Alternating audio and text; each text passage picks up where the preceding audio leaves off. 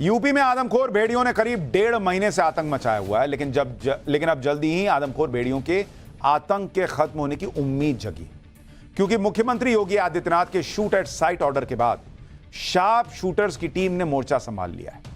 Blueprint ready है, target lock किए जा चुके हैं और आदमखोर भेड़ियों के आतंक को खत्म करने का पूरा प्लान तैयार किया गया है। भेड़ियों को पकड़ने का लिखित आदेश भी बहराइच पहुंच चुका है, जिसमें साफ लिखा है कि हर हाल में आदमखोर को पकड़ना है, जिंदा या मुर्दा। जिसके बाद शार्प शूटर्स की टीम बहराइच में आदमखोर भेड़ियों के खिलाफ मोर्चा संभालने के लिए रेडी है।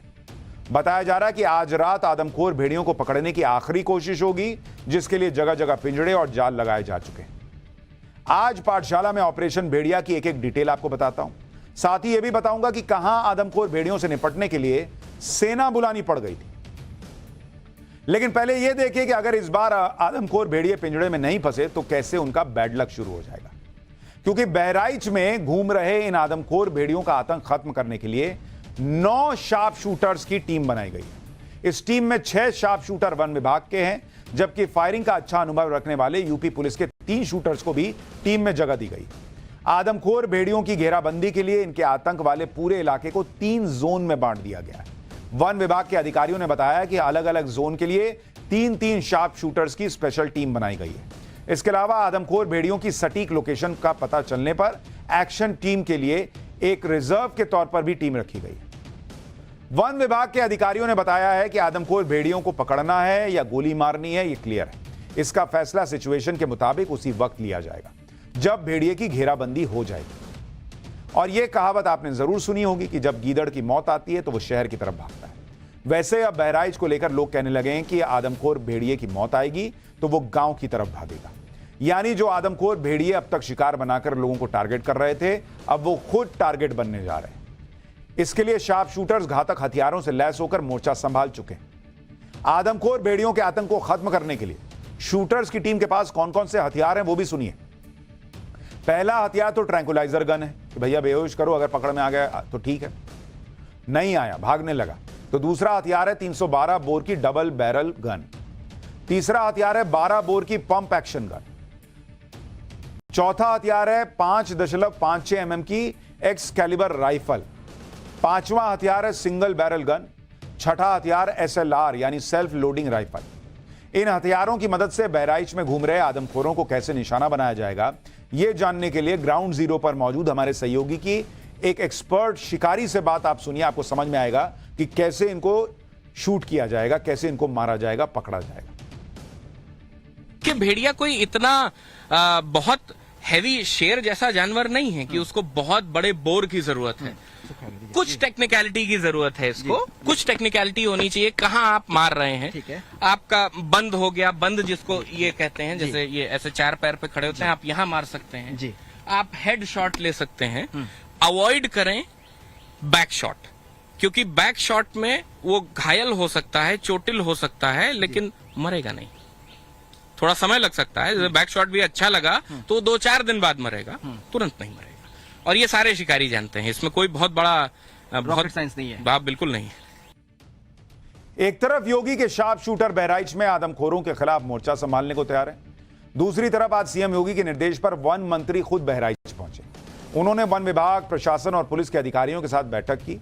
वन मंत्री ने अफसरों से 2 टूक कह दिया कि भेड़िया चाहिए, जिंदा या मुर्दा। एक बार सुनिए वन मंत्री को, फिर बहराइच में 100 से ज्यादा भेड़ियों के दावे की सच्चाई दिखाता हूं। देखिए, हमने बहराइच के लिए तो दे दिया है ऑर्डर कि हर हालत में भेड़िया पकड़ा जाना चाहिए, जिंदा या मुर्दा हर हालत में पकड़ा जाना चाहिए। और कोई याराना नहीं, किसी पर अटैक बर्दाश्त नहीं है, चाहे उसे मारना पड़े। एक है कहीं 2 आपने कहा चाहिए ना, तो एक है। हर हालत में हमें पकड़ना है, जिंदा या मुर्दा, कोई याराना नहीं, बहुत अटैक हो गए।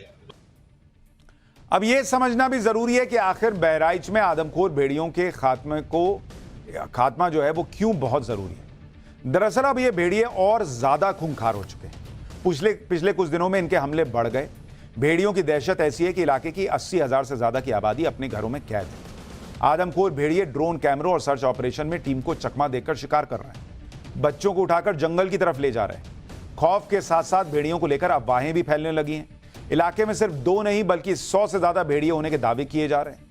वन मंत्री कह रहे हैं 2, पब्लिक कह रही है 100 भेड़िए हैं।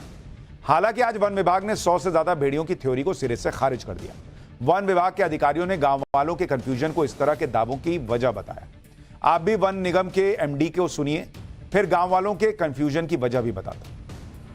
जहाँ तक उल्फ का प्रश्न है, ये भेड़ियों का प्रश्न है, पूरे देश में उनकी तादाद जो 2 से 3 हजार के बीच में आके जाती है जी। तो मैक्सिमम आप कह लें तो 2-2.5 हजार, और उत्तर प्रदेश के अंदर जो है कहीं भी इतनी संख्या नहीं है।